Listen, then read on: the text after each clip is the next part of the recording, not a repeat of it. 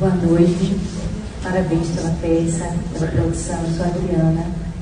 E o que me chamou a atenção é quando o Freud fala para Deus que ele era o Deus dele, graças ao Deus dele, que teria lhe dado um câncer. E aí vem a questão da pulsão de vida, né? E o bombardeio dos aviões trouxe um grande pavor, mesmo Freud dizendo que quer morrer. E aí, quando ela estava falando, me veio uma pergunta, quando você citou a dor. E uma coisa que eu me questiono muito é sobre a dor. Eu sempre perguntei, quando ele fala do adoecer, né? Se adoecer ou deixar de ser. Será que a gente não está adoecendo pelo medo desse processo de enfrentamento? E todo esse processo de cura, mesmo não falando de cura, é a tentativa de libertar o ser humano dessas pressões e dessas repressões. Eu queria que você falasse um pouco sobre essa relação da morte, não é? Desejo, pulsão de vida, pulsão de morte. Tem um filósofo coreano que eu gosto muito, chamado Byung-Chul Han. Ele tem escrito, é um filósofo contemporâneo, tem falado sobre a sociedade do cansaço. E o último livro dele que eu li foi Capitalismo e Impulso de Morte, onde ele mostra esse contrassenso, não é? Onde o capitalismo, na verdade, anda em conjunto com a pulsão de vida, mas levando a gente a um processo de morte. Onde é que a dor se encontra nisso tudo? É interessante, é muito interessante essa questão que você levantou, porque o Freud fala o tempo todo, né? Ele se coloca como ateu, como ele critica o Lewis, a coisa toda, mas só que era um homem muito aberto às possibilidades que poderiam acontecer. Acho que para mim um dos momentos mais interessantes da peça, e isso só poderia ser traduzido num espetáculo teatral, né? O teatro tem essa capacidade, né, de, numa pequena história, porque imagina, não dá para falar de Freud em 1h30.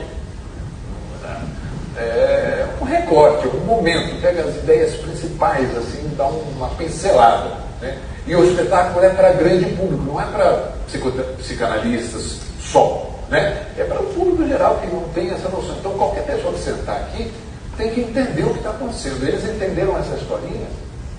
Esse é o papel o papel da arte do teatro, fazer essa comunicação.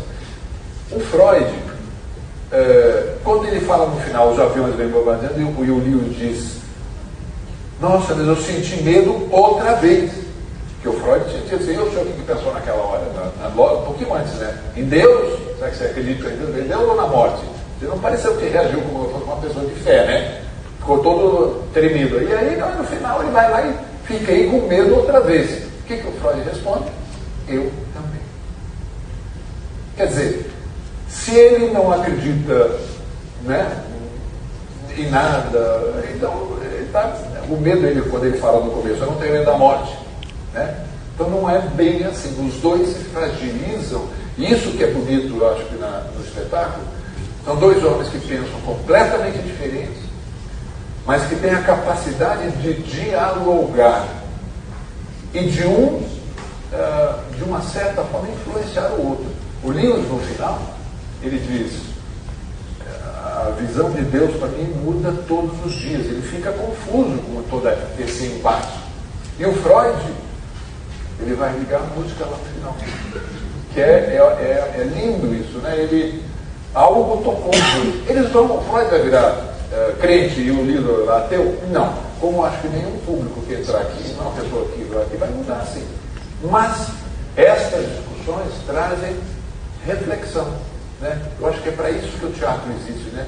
Para fazer a gente refletir, como por exemplo, tentar entender o que é que está acontecendo no nosso país hoje, com movimentos neonazistas lá foram descobertos na Europa, no Rio Grande do Sul. O que explica isso, né? Depois do horror que aconteceu, né? No momento da Segunda Guerra Mundial, né? Então, eu acho que é isso. Eles se transformaram, sim. e como todos nós, de uma forma ou outra, alguma reflexão trouxe para que a gente, acho que essa é a função, é o que a gente gostaria que acontecesse com todo mundo aqui, né? E uma questão, você é psicanalista? Eu sou psicóloga. Ah, sim. Sou de Pernambuco. Muito bem. Pernambuco, já estivemos lá em Recife e voltaremos esse ano. Só está marcado em setembro lá isso. Você leu o livro Infamiliar de Freud, dos Contos de Hoffmann, quando ele, o livro não, né? Uma resenha que ele faz no livro interessante. Os Contos de Hoffmann é um professor que faz uma boneca, né? É uma máquina, mas é tão bem feita que se confunde realmente com uma mulher. E aí um jovem da universidade se apaixona por ela, porque ela canta, né? ela encena, ela dança, né? E o jovem se apaixona. Bom, o final da história é que quando descobriram, e ele descobriu que era uma boneca, causou um mal-estar na civilização, na sociedade, porque todo mundo começou a falar assim, eu tenho que fazer alguma pergunta para minha esposa, porque de repente eu sou casado há 30 anos com uma boneca e não sei, né? Então, Freud chama isso de infamiliar, é muito bem colocado o que você está dizendo aí, porque há algo na sociedade de hoje, né, quando a gente pega os níveis de depressão, os números de depressão, né, uma coisa coletiva, saber, por exemplo, que a estatística do suicídio, por exemplo, né, que a cada 40 segundos uma pessoa tira a própria vida no mundo, é muito alto. Então, algo infamiliar está acontecendo, né? Então, é interessante o que você está fazendo. Posso perguntar aqui? Tem mais uma pergunta. Pode fazer essa pergunta. Eu queria só fazer uma pontuação. Pois não. A gente torce para os dois até esse tempo todo. É maravilhosa essa adaptação. A adaptação, o texto, a forma, a dinâmica de vocês. A gente torce para os dois o tempo todo e sai diferente a cada vez. Não é a primeira vez que eu estou aqui e de novo eu saio diferente novamente, mesmo com todo o conteúdo intelectualizado de estudo e leitura. Então, essa semente, esse trabalho, ele é fabuloso. Que bom que vocês vão para o Brasil todo. Que bom, porque se não tem vencedores, né? Não. E não é para ter vencedores. É maravilhoso isso. Muito bem. Desculpa. Sobre a existência de Deus, ele falou ali, ser de sétima dimensão, de sexta dimensão. Nós vivemos na terceira dimensão. Como é que nós vamos explicar algo que não está nessa dimensão? Eu sou ateu. Mas tanto quanto Freud, não com a inteligência, com a intelectualidade dele, eu estou aberto a essa busca. E não vou conseguir explicar, porque com certeza ele não está na terceira dimensão. E aí, eu sou neto de prior da Ordem Terceira do Carmo, sobrinho de um tio ateu, que ele vivia nessa ânsia. Engenheiro, sou engenheiro, meu tio é engenheiro também, ele vivia nessa ânsia de buscar Deus.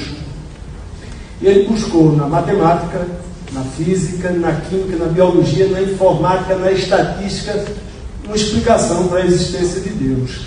E o DNA é um programa de computador, mas o DNA é formado por átomos de carbono, hidrogênio e etc. E aí ele explicava que se a gente pegar uma parede dessa e quebrar átomos de carbono, hidrogênio, oxigênio, ela não vai se reconstituir. Mas se a gente levar um corte, nossos átomos de carbono, hidrogênio e oxigênio vão reconstituir nosso corpo. E a conclusão dele era: ou você admite que o nosso átomo de carbono, hidrogênio, oxigênio tem um grau de inteligência capaz de fazer isso, ou você vai ter que admitir que Deus existe. E eu disse: meu tio, realmente é difícil lutar contra isso. O que o senhor está me provando é que é quase impossível Deus não existir. Então você não é ateu, você é agnóstico. Porque o agnóstico é aquele que não acredita em Deus, mas ele não nega a possibilidade de que possa ver. O ateu não, a questão de Deus é definitiva para ele. É Kant, lógica da razão. Então, e com a sua fala eu saio mais crente daqui, né? Temos aqui a nossa última pergunta, porque nós temos que encerrar. Tem aqui naquela senhora aí, que é psicanalista, que eu sei. Não é? É porque eu a conheço. Foi muito bonito aquele momento que Freud desligou o rádio, mas deixou um pouco